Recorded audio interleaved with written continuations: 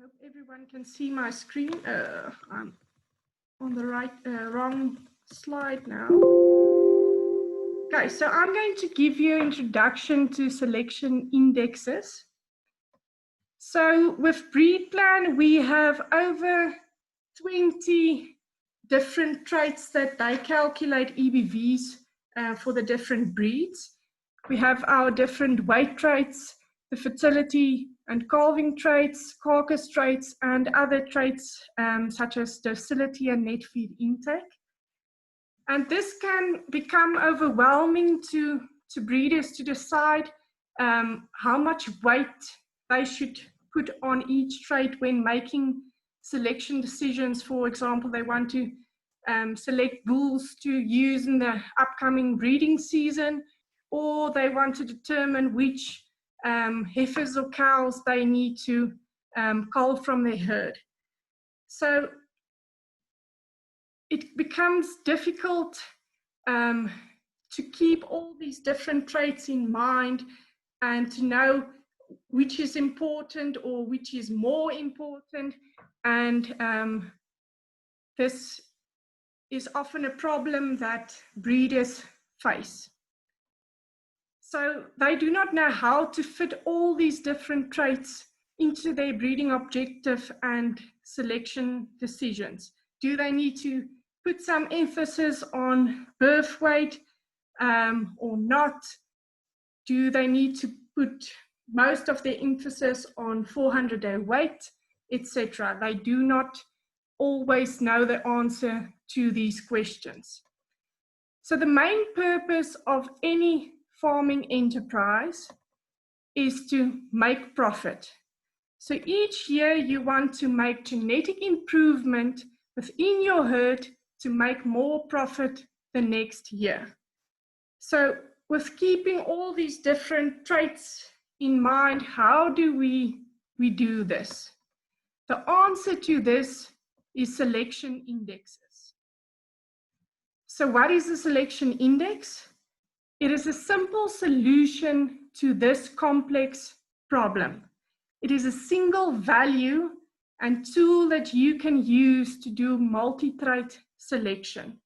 So it takes all the hard work out of knowing how much emphasis should I put on each individual trait.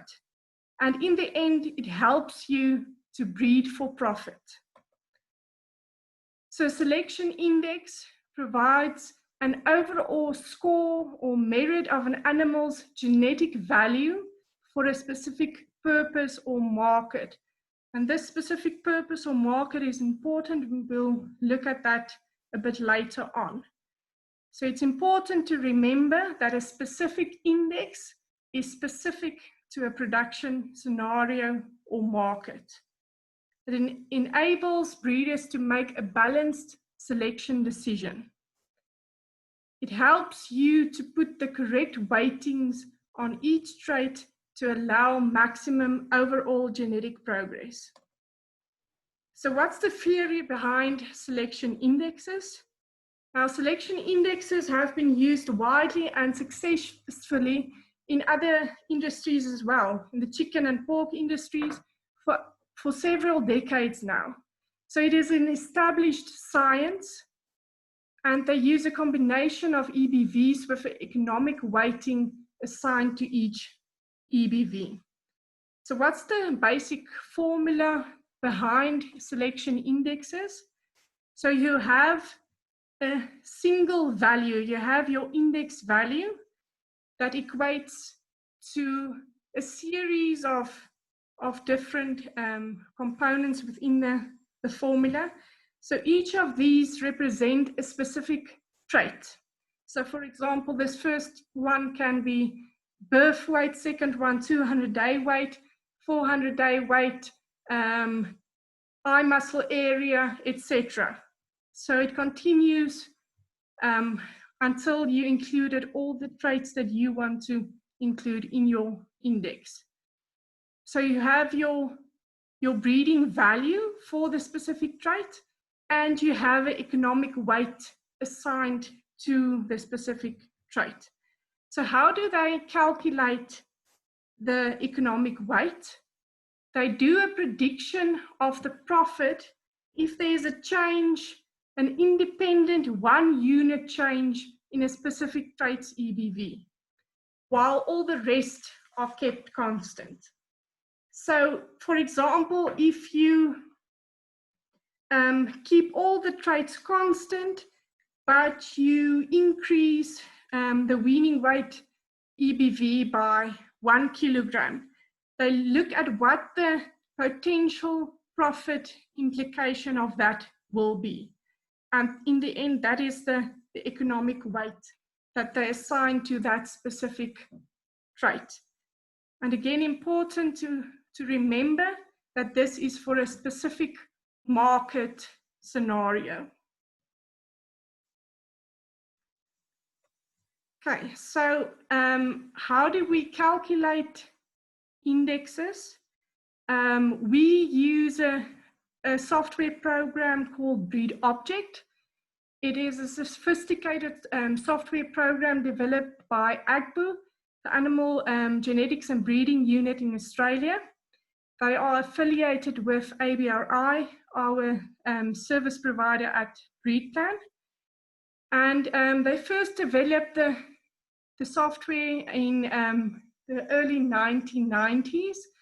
And they initially only included the growth, fertility, and carcass traits. But nowadays, they include the whole set of traits. So they use BreedPlan EBVs and combine them with economic weighting. And then they calculate a single index value for each animal. And this helps you to identify animals that is most profitable for a specific production system. So the main components of Breed Object, when you start off with indexes, there's a very long list of questions that you need to fill in as a breed when you want to have a selection index calculated for your breed that defines the commercial beef production system in your country. And then with the help of them, you identify the traits that influence the profit that you make, the returns and the cost of a commercial beef production system.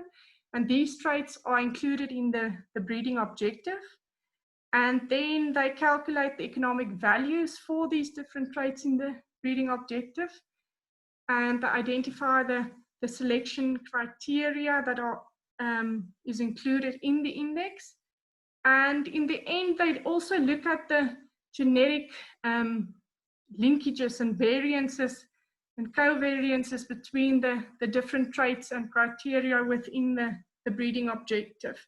So as we know, the different traits are genetically correlated. For example, if you select for increased weaning weights, your birth weights will also increase. So they take these genetic linkages into account. And then in the end, they calculate an aggregate EBV, a dollar index value or a rand index value. So what do you need to do? First off, you need to identify the specific market. Who are you going to focus on? Are you going to focus on the commercial weaner market, the feedlot market, or are you going to focus on the end consumer? And then you need to develop the breeding objective for the specific market. You identify the traits that influence the product and the profitability of the specific product that you want to sell. So you need to identify the traits that influence the profit. What are the traits that you receive money for? Do you receive money for the weaning weight of a calf? Do you receive money for the carcass weight, intramuscular fat, etc.? And what are the traits that cost you money?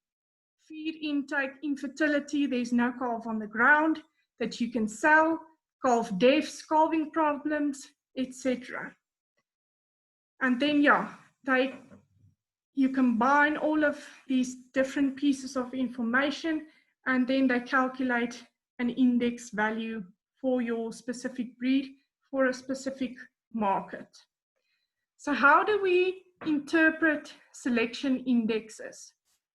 In effect, it is an EBV of an animal's profitability. And again, specific to a production scenario and market.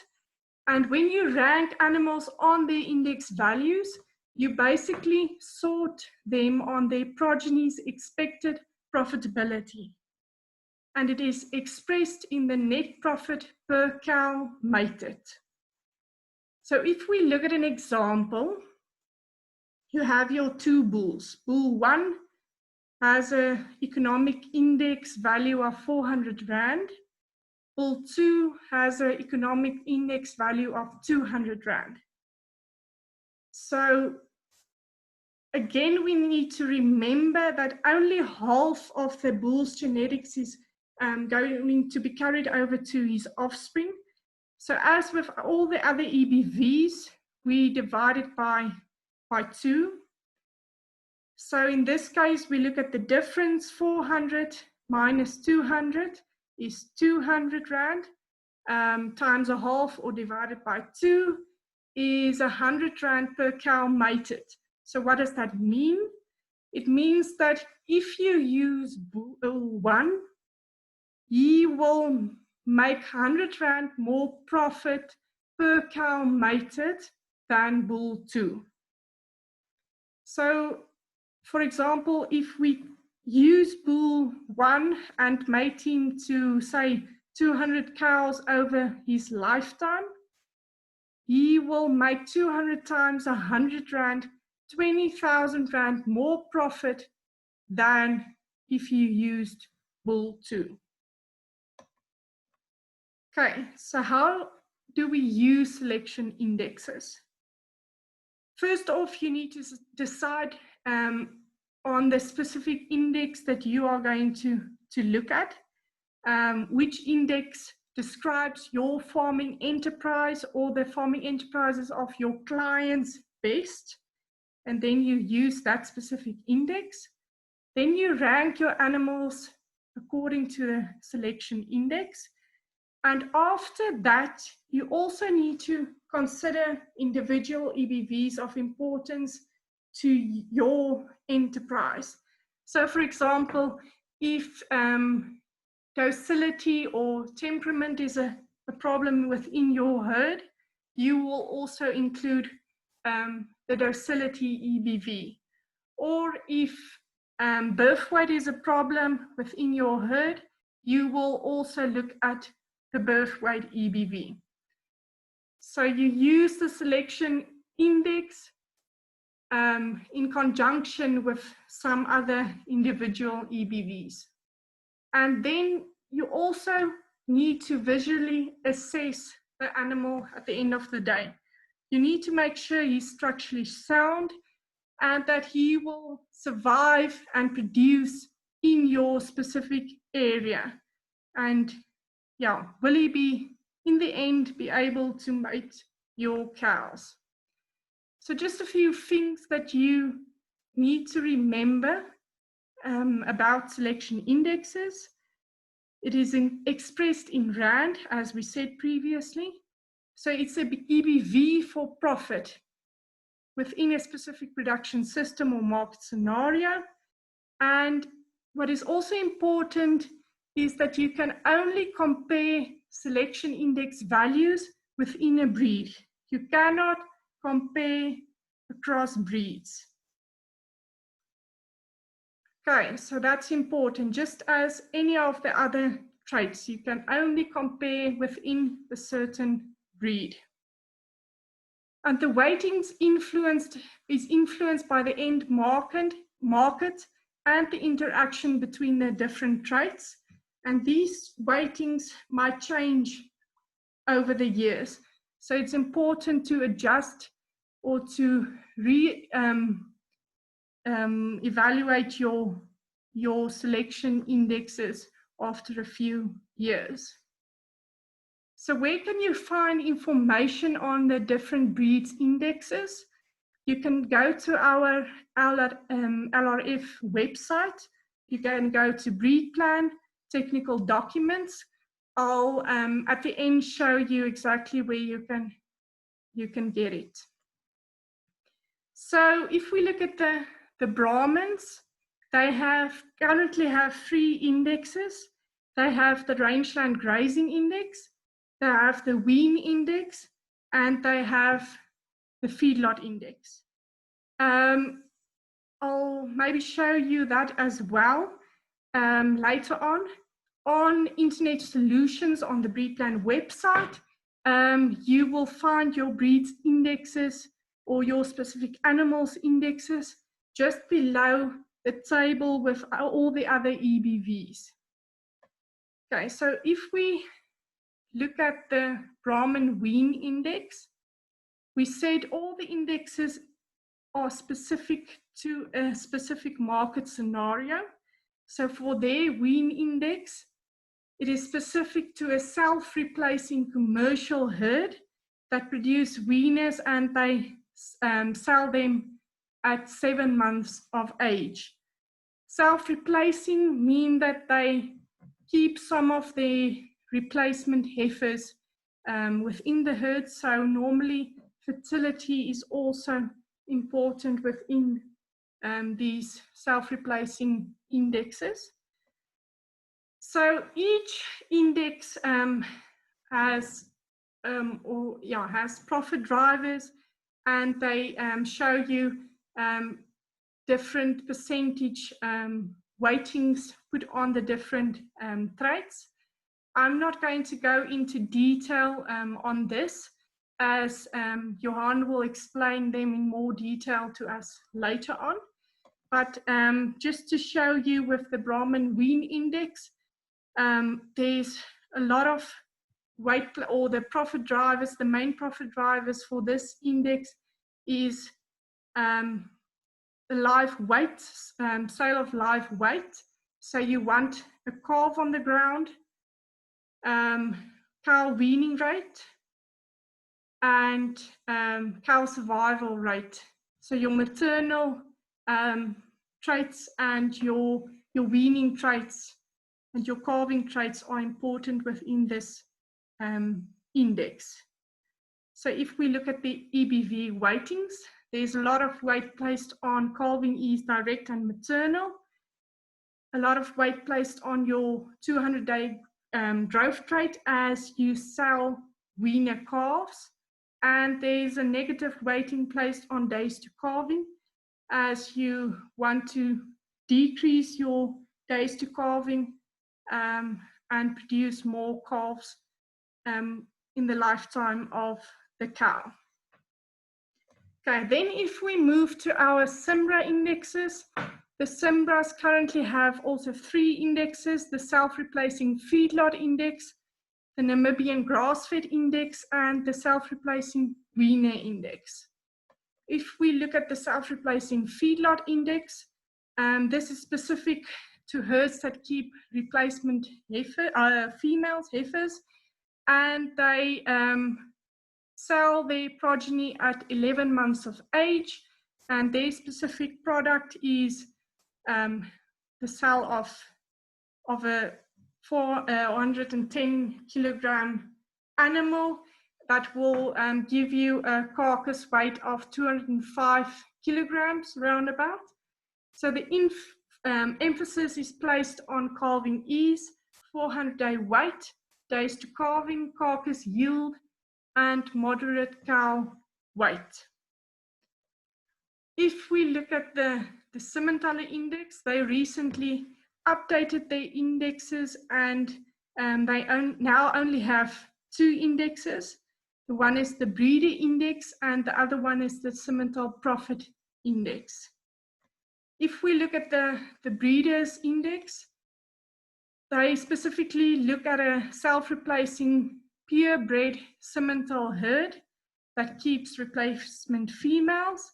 So maternal traits are very important, and they also then take into account that they sell their steers and surplus females finished in the feedlot for 160 to 180 days to a weight of 480 to 555 kilograms. And then they are marketed at an age of 13 to 14 months of age. So this is their specific market that they cater for. Okay, and that's my story. I'm quickly going to share my other screen and show you where you can find more information on the different indexes. Sorry, I just need to open my web browser now.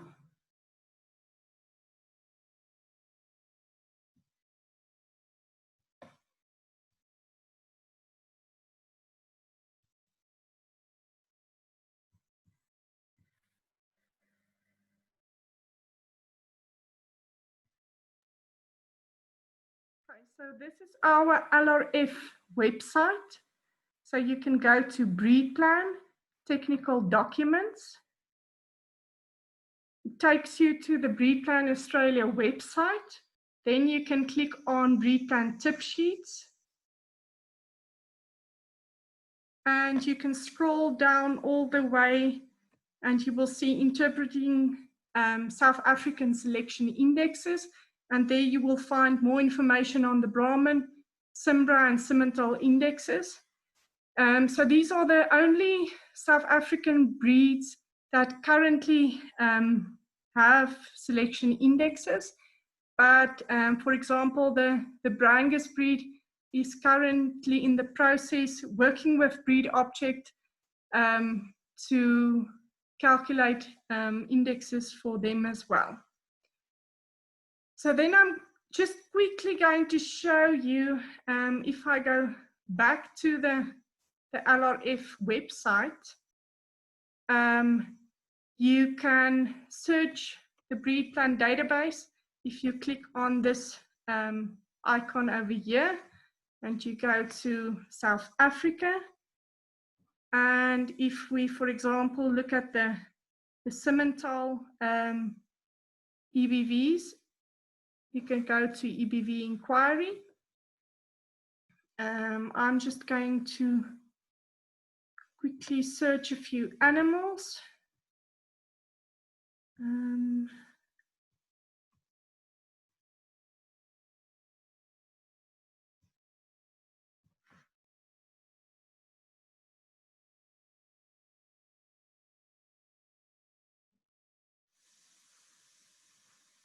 Okay, and it now ranks it according to the Simmental Breeder Index. So if we, for example, click on the first one, we'll scroll all the way down and then you will see the table of with all the other EBVs, and then you will see a small table at the bottom of the screen with the selection index values.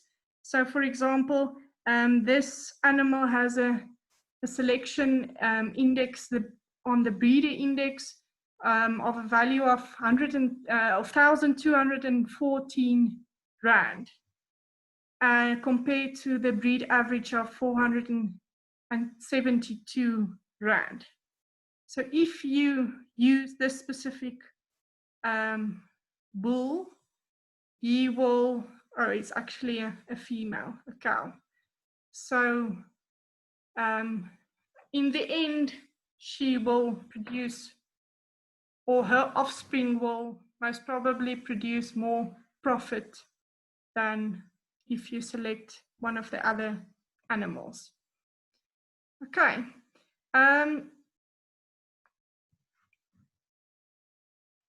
With no further ado, I will give a chance for some questions. So if you have a question, you can raise your hand and then we can take it from there. And afterwards, I will give over to Johan to continue. So any questions at this stage?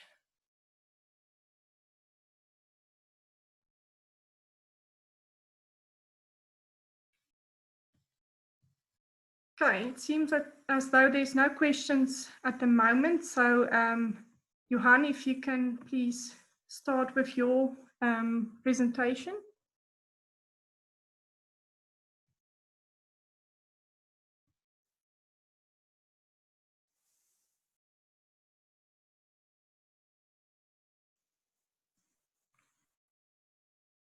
Are you there, Johan?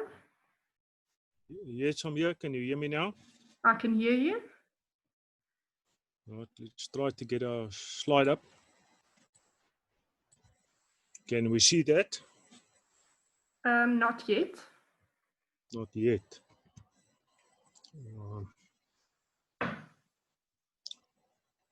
Let me just... They say you've stopped the video. You need to unlock me, please. Yes, I did it just now, so you can continue.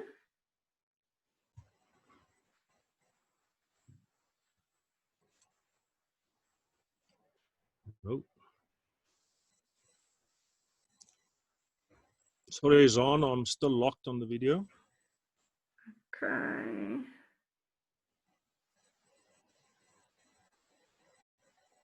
Okay, I did change the settings, so just try again.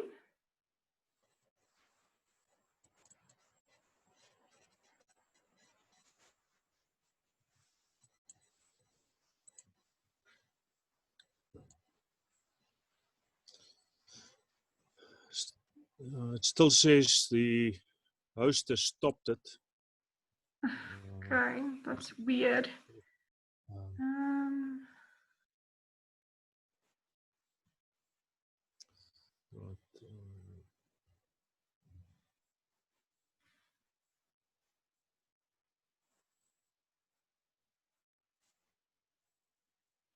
Okay, try again. Still shows a little line through my camera. Sorry. Is there anything else I can do on this side? It should be fine, but yeah, not sure what the problem is. Just close it and open it again, please. All right, I'll try that. A bit of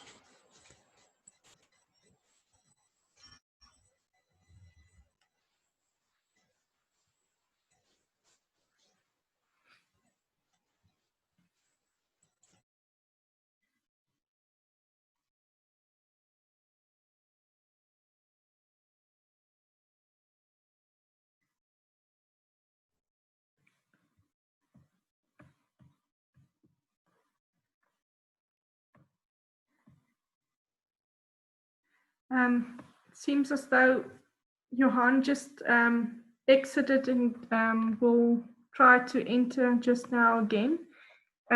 So yeah, if there's any questions, we can take them at this time.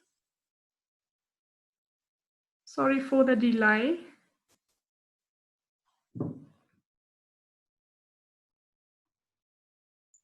He's on.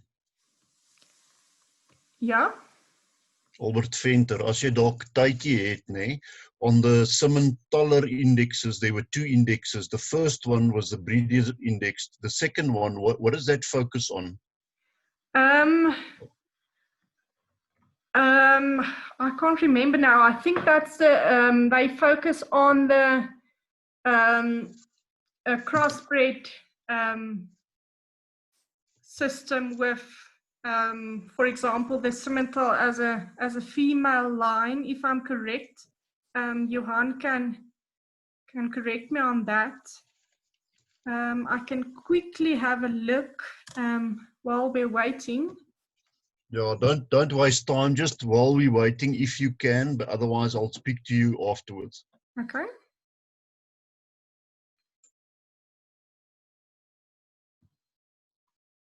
Any other questions? I see, Sepu, you have your hand up. You can, or I'll unmute myself and then you can ask.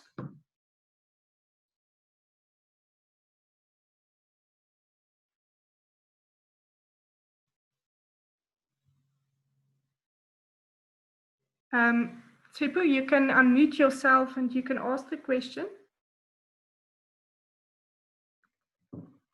I want, good morning. Good morning. Morning. I want to believe that with regards to the selection indexes, as more data becomes available, the indexes do change. Is that right? I mean, the accuracy is enhanced. Yeah, Is that correct? So yeah, as more information becomes available on the animal for the different traits, the indexes do change. So they do not currently have an accuracy for the selection indexes, but they take into account the accuracies of the EBVs that are included within the selection index. But yeah, as the other traits, the selection indexes do change over time as more information becomes available. Okay, no, thank you. Okay, thanks. Johan, you can maybe try to share your screen now.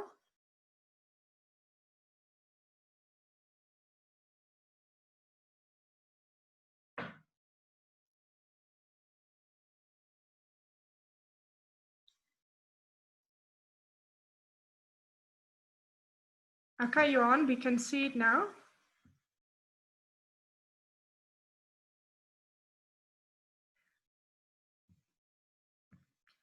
Johan, you need to just unmute yourself.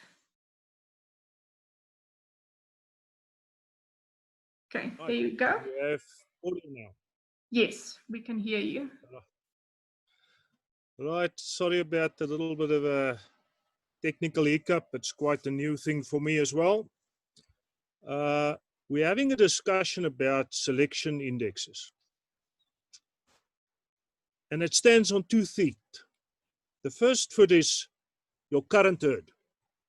Your current herd, you can fix up with buying more feed and antibiotics. But your future herd depends on the genetics you have in your current herd. And you better select them correctly so that your future herd is better than your current herd.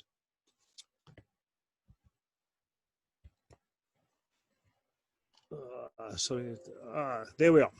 Now, this is more of a practical approach to using selection indexes and getting the turbo boost for your genetics by the use of this wonderful tool.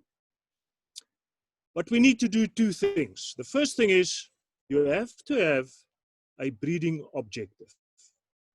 You must decide, how do you want to change your genetics? And the next thing is you need to know where you are. Because if you don't know where you are, how are you going to map out where you want to go? Now, Izana's done a little, spoke a little bit of this. The first issue is, what market are you breeding for? What are you aiming to do? Do you want to sell weaners? Do you want to sell oxen at 12 months off the fell? Do you want to sell registered bulls? What do you want to do? What do you want to improve? Which genetics will help you to give a better service to your market? The next thing in any breeding objective should be something about fertility and production or reproduction. You need to decide what's happening to the open heifers, what's happening to the open cows, what's happening to the cows that don't wean a calf. Then also in a breeding objective, you must write down what genetic progress you would like to make. Now with an index, it's very easy. You can follow yourself in a real rand terms, how much progress you are making. And the fourth thing in any breeding objective should be the fancy points. That things that the market wants you to do. If the market likes tricolors, you better breed them. That's where the money is. If the market wants them smooth, you better make them smooth, because that is also a direct financial effect on your herd. There's a little note at the bottom there. If you don't know where you are going, any road will get you there. So I would advise that you start figuring out, where do you want to go?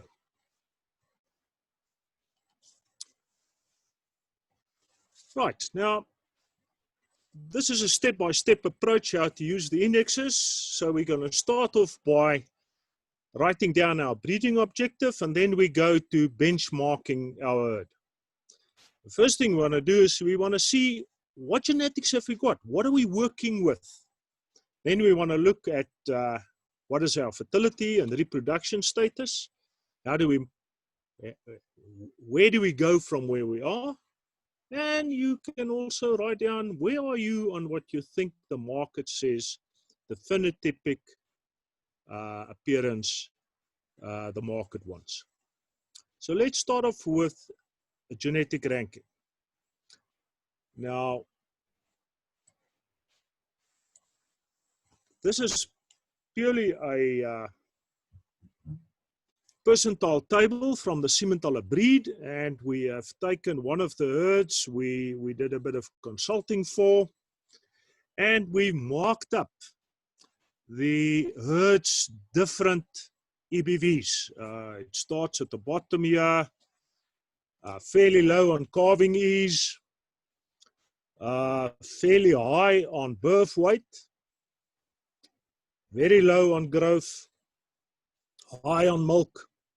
But if you look at the Simmentaler Breeders Index, and perhaps at this stage I should just quickly tell you that if you're breeding purebred Simmental, you're going to use the Simmentaler Breeders Index. If you're going to use Simmentaler bulls to improve your herd, you're going to use the Simmentaler Profit Index. They differ a little bit in the sense that the breeders are taking a little bit more of a long-term view on what the economics of cattle production in South Africa is going to be, or in Southern Africa. And the profit index is next year's weaner harvest. It will make a difference there. So in this case, there's lots of blue sky on the Simmentaler Breeder Index to improve this herd. If we look at another herd, this looks a little bit different. If we look at the yellow line in the middle there, is your average. And on the percentile table, everything above average is good except one. And that's mature cow weight. I'm not convinced that a mature cow weight above the average is good. But basically for all the rest, above the yellow line is where we should be operating to optimize the genetics in our herd. And there's the little blue arrow there trying to show that perhaps this herd should think about pulling back mature cow weight a little bit. Milk is an interesting one, and that you must write down in your own breeding objective. Where do you want to be with the milk EBV in your herd? And that is not a decision to be taken lightly. Because remember, a cow needs additional feeding resources to keep up her milk production. And if the environment is constrained, she is going to use her energy, first of all, to produce milk, and then she's not going to come back in cycle. So this must be in every breeder's mind when he writes down his breeding objective. He must think very carefully about milk production. Now, there is certain herds where you don't have to think. They simply don't have enough milk, and you can put your foot on the pedal regarding selection for milk. But there's a lot of breeds around that have reached the optimum point for constrained environments. I'm not talking about cattle running on irrigated pastures and stuff like that, where the environment does not constrain production and reproduction. Right, this you've seen before, self-replacing grass-fed, and as we would recall, self-replacing simply means you're going to keep the heifers in the herd. And that is the future herd. That is what you're banking today to give you more profit in the future.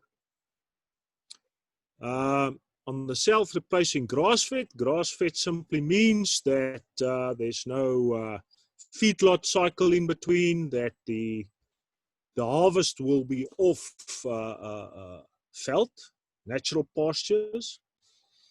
The reason why Simmentaler is in red in the second column, that has been superseded. That does not exist anymore.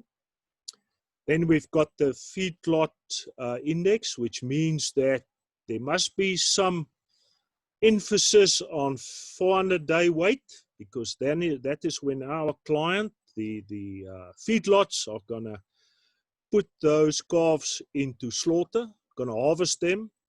We want them to be very happy. I want the feedlots to make lots of money, because then they can pay more for weaners. And then you've got a very specialized self-replacing weaner index for Brahman and Simbra. And at the bottom, the terminal SI index for Simmentaler, which has been superseded. That does not exist anymore. The caveat on indexes is that there should be enough data. Certain of the breeds do not have enough data to produce reliable indexes.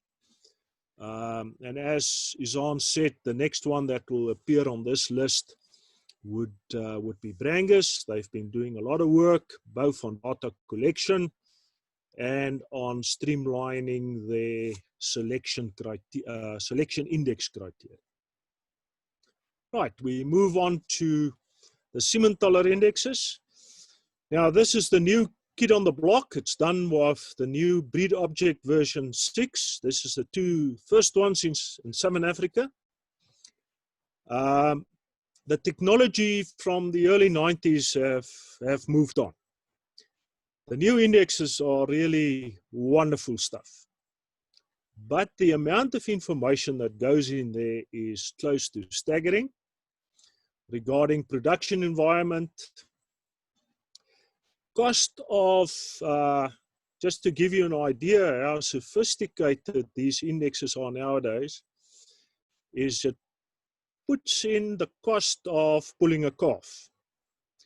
And then it looks at the possibility of that cow getting back pregnant. Because we know if you help a cow, there's a certain portion that never gets into calve again, and that's calculated into the index when they work out the cost of calving difficulties. And those costs goes into the index and would then give the easy calvers a bit of an advantage. As we said, the breeders index is for the purebred Simmental type cows. The one at the bottom is for any other cow you want to put Simmentaler bulls on, and it gives you a number to see what difference different bulls are going to make in your operation. Now, a little bit on our user manual. It is very important that you read the fine print. This is the Brahman feedlot index. It says self-replacing commercial herd. So if you got a commercial operation, you're going to use this feedlot index. You're going to put it onto commercial cows, and you're going to keep those heifers back. The steers are going to be sold at about 12 months of age, and they're going to weigh about 400 kgs, 230 kg carcass weight, live weight, and then a 230 carcass weight. But our market has moved on. This index is quite mature. It is also a 90s index. And there's our average slaughter weight is now somewhere in the range of about 275 kilogram carcasses. So in the Siementaler new version indexes, that takes that into account to produce a carcass which the people that put that meat into boxes to export it will give them more profit. Then we move on to the predicted response. Now this is the next best thing since sliced cheese. This predict, if you use bulls, out of the top 10% selected on the index, this is what is going to happen in your herd. And in the case of that Brahman index, it will move your birth weights up, because if you look at the index, on top of the line, it pushes up growth traits. And due to the correlations Izan spoke about, that will pick birth weight up. It will also pick up for you milk. Might be a good idea when the Brahmans are around. And it will push down days to calving. Fertility, huge component in any index, because that is where profit starts. Nothing grows as bad as no calf. Right, so we proceed to our little user manual. We've selected the index we're going to use. We've scanned through that. We looked at our production environment. We've looked at our clients' production environment. And then we go to, and we want to rank the available bull genetics to see what is in the market. Can I improve my current herd so that my future herd is better? Now, this is simply what Izan showed you there. Let's see if I can just move this up a little bit. Oh, perhaps I can move that. This is the same exercise she did, except for bulls. And what's happening here, this is a ranking from live bulls. You should be able to get hold of the semen, or get hold of the bull itself. And this is those that real top ones. I think the top 10% starts there at about 600, and this shows the top bulls. So here's some real genetic value available. And this is just for the lecture done on the whole database. But if you look at the auction catalog, you run this ranking on the auction catalog, and you see before you go to the auction if there will be a genetics available that will put your future in a better position than what you're breeding today. And if there's nothing there, you're not going to find value. Here's the next little, which was, Izan also mentioned it, consider individual EBVs. What we've done here, we've pulled out of the Siementaler database 5 bulls with exactly the same breeders index. But you would see the underlying EBVs differ quite a lot. You look at calving ease, huge difference. The bull right at the top, wonderful calving ease direct. Down the line, perhaps not that good. We look at mature cow weight, also a huge variance. Now, you only can interpret this correctly if you wrote down where you are, if you've benchmarked your herd, and if you already have a mature cow weight,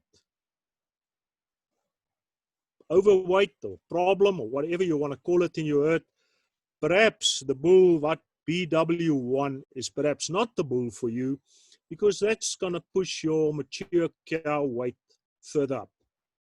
So although the index might be quite correct for your herd, you should perhaps just then think on one of two of the individual EBVs.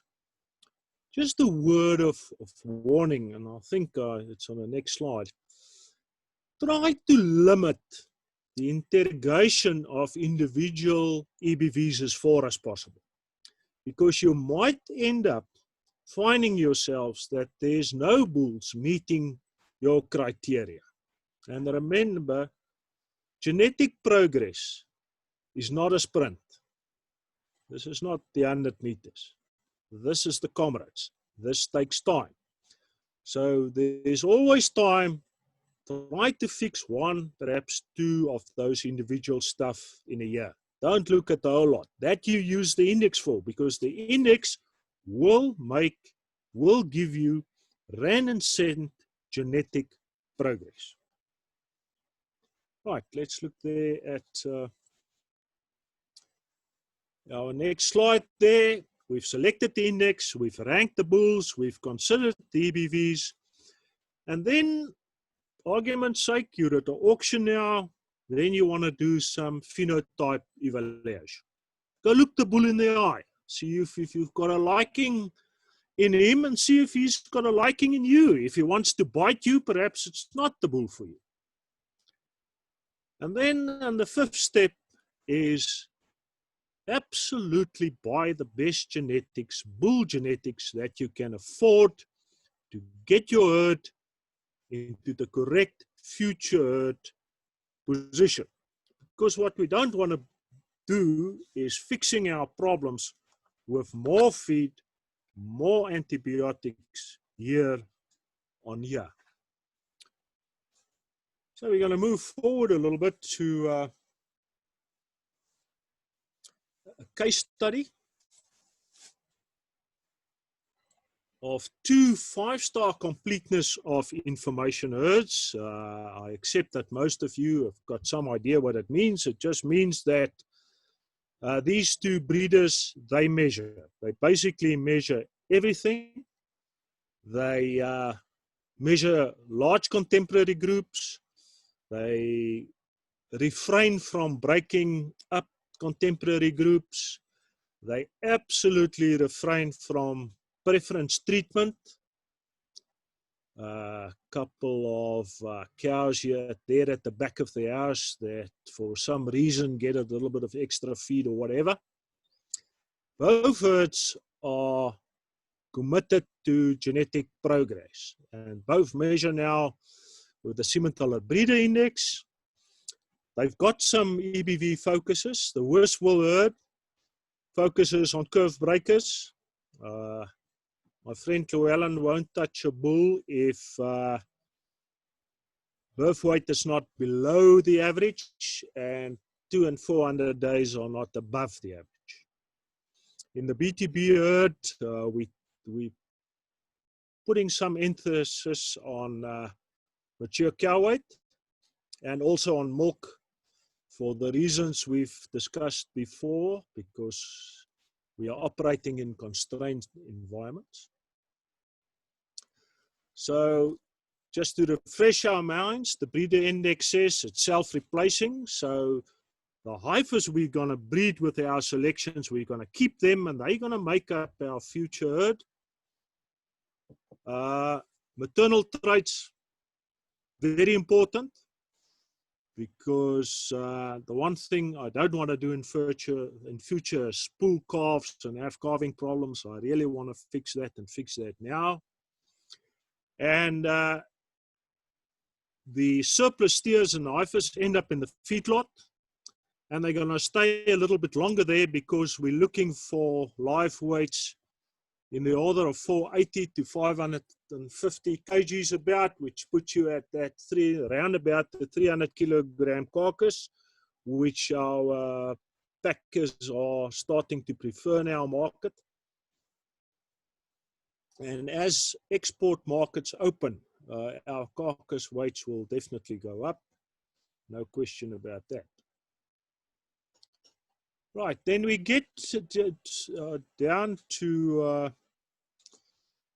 the EBV rankings inside the Simmentaler Breeders Index. Now, the EBV rankings is the result or the output of that very sophisticated piece of software, breed object, that first determines the economic weightings of all the things we do in our chase for genetic progress, and then transplant them, those weightings, economic weightings, onto the EBVs that we have. And you would see here that fertility comes out tops, very heavy weighting on days to calving. What was very interesting is the Rush cow that Izan brought up for us as an example. Didn't have a great Simdex, but she had a probably top 1% days to calving. Because please keep in mind that intercalving period and Simdexes are management decisions. If you decide in a year, because of argument's sake drought, that you're not gonna put in bulls, your Simdexes will get worse and your intercalving period will get longer. But the genetics of your cows haven't changed. So please look at the true genetic EBV for fertility, which is days to calving. So that comes out tops. In the index, the heaviest weighting is on days to calving. Next comes out retail beef yield, uitslag percentage. That's what brings in the money. We that play around a little bit feeding our own steers, it makes a difference between that 62 and 64%. There's some extra money there if you can push up uitslag percentage retail beef yield. The next weighting is calving ease. We spoke a little bit about that. Those of you who attended some of my other lectures knows my famous story, nothing spoils a Christmas dinner like calving problems. And the fourth one there is 400-day weight.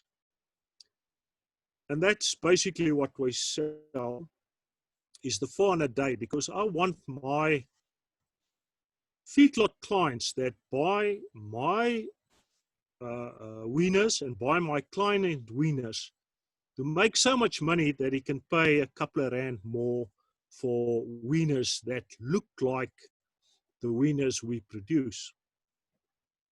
So just let's have a quick look in our case study, what's happening in these two herds on that. But first of all, the predicted response. It says if you use the top 10% index bulls in the Simmentaler breed, that's what will happen in your breed. Calving ease will go up, 400-day weight will go up, days to calving will be driven down significantly, and retail beef yield will go up. Now, there's absolutely no way that you can look at EBVs and try to figure out how you're going to get this right. The only way to get this sort of response is with an index. There's a lot of breeds that in the olden days published bands of EBVs that if it's inside of this band, it was supposed to be good. And we always had these problems, that arguments on birth weight, it was a little bit over the band, but on 400 days, it was right outside on top of the band. Now according to that band selection, it wasn't acceptable, but those bulls have tremendous value in our industry that can pick up the weights that we actually sell. So that's the predicted response if you use breeder index bulls. And let's see if it can happen. So here's a couple of genetic graphs of of the two herds. The red one is BTB, the blue one is Wispel. The green one that's running at the bottom here, that is breed average. The blue line at the top is top 10%, and you would see that the Wispel, the whole herd, is in the top 10% of the breed selected on index. Now, this is simply unbelievable. The red one is in the top 15%. So it seems like these two breeders are well on their way getting their future herd nice and profitable. So let's look at the response then to that 4 main EBV drivers. The first one is then days to calving. And you would see both herds well below breed average. And some significant things happening in Wispel the last couple of years. And this should be an example to all of us what is genetically possible on fertility. Then we move on to retail beef yield. You would see with index selection, it's pushed both herds well above breed average. And then we look at, oh, that's sort of that I missed one. I did days to calving, did the index days to calving. Right, and then we get down to a little bit of analysis of the genetic progress of these two herds. If you look at the birth weight graph on the left-hand side, you would see that both herds are currently below breed average on birth weight. Both herds are significantly above the 400-day breed index, which means that is the first curve breaker, the much sought after curve breaker.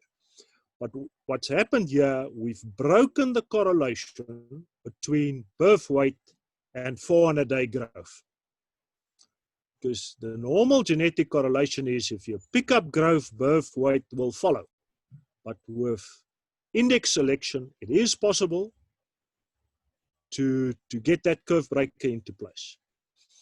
And if you look at the last graph on the right-hand side, you would see that both herds are approaching breed average on mature cow weight. A little bit of a tick up there on Wispel, certain on BTB. We are on breed average, and that is the other curve breaker. So I can confidently say the data shows that BTB is now a double curve breaker herd. We've also broken the genetic correlation between growth and mature cow weight. Now, gents, this is a difficult one.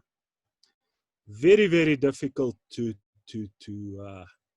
a very, very strong correlation there. If I remember, between 400 days and mature cow weight, probably in the region of about 55–60%. Very, very, very strong correlation.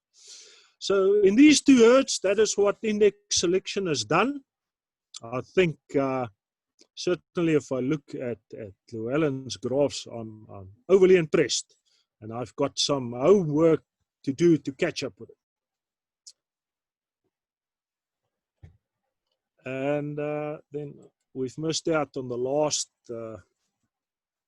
slide there. Lots of opinions on genetic progress, but let's stick to the data. And then a thanks to Izan for inviting me for my contribution, and to Llewellyn from Wispel for letting me use his graphs and putting it out there in the public for your comments. Thank you so much. Thank you, Johan. Do we have questions at this stage? You are free to put up your hand and then unmute yourself. And then you can ask a question.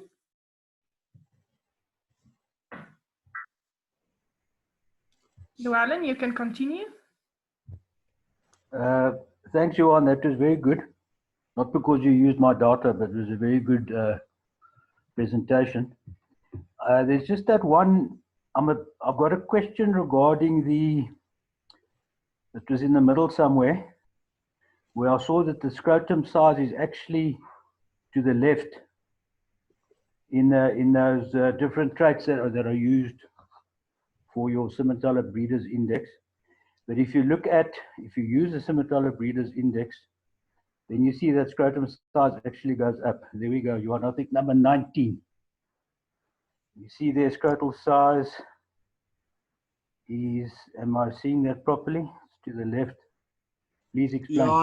Yeah, look, 1% is statistically irrelevant. It doesn't attack that a lot. But if you look at the response graph, it increases it. Because that is the top 10% bulls will have higher scrotums and better indexes because that's related to early female maturity. Okay. So please explain to me again there in number 19, if I select bulls with... The weighting on scrotal size is not big. Basically, okay. Zero. Okay, maybe a person could think in the future of just making it a bit positive because it's correlated to fertility. Well, and there's literally no way that you can now take your mouse and start, that must go to the other side.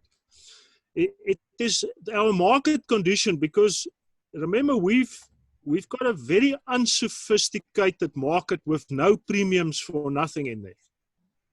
It doesn't matter.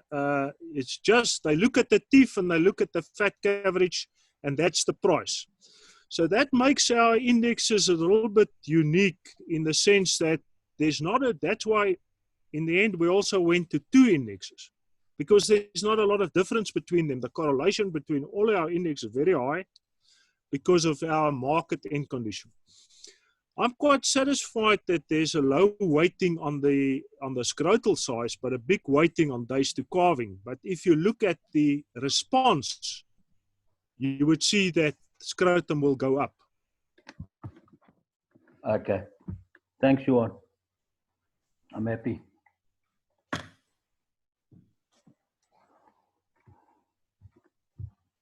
Spruit, you can continue. Good morning, Johan. Johan, I've made a bull selection 3 years ago due to the money we paid for it. And it reduced the weaning weight 400-day and 600-day weight dramatically. So I rectified that with a bull, phenomenal bull, but it's pushing my birth weight. It's pushing it up by 1.2 more than the breed average. And I'm guessing that's going to influence my mature weight on the cows as well. What's going to be the effect? How do I rectify that? It's Brahman race now. Yes. The first thing of chasing growth is calving problems. Because if you pick up birth weight, you eventually run into a higher percentage of calving problems. And that is the biggest thing. You've got the growth now in your herd. You must now just run around and find a bull very heavy on the calving east side without impacting on your growth, because you must have growth in your herd. That's what you're going to sell at the end of the day.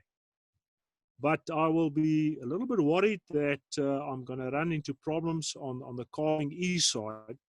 And the moment we push up mature cow weight, that increases the cost of maintaining the cow herd, because maintaining the cow herd, the cost of that is directly proportional to the cow size. And so there in my herd, I'm putting a lot of emphasis on moderating cow size. And if you go a little bit overboard on the growth things, that is the next yellow light or orange light that will come up. Does it help? That helps a lot. Thank you, Johan.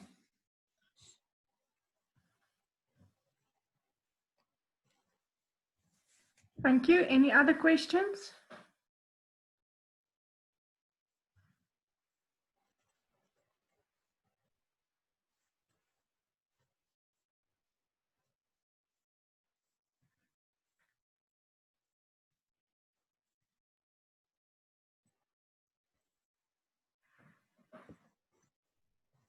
Okay, so if there's no other questions, we can end the meeting now.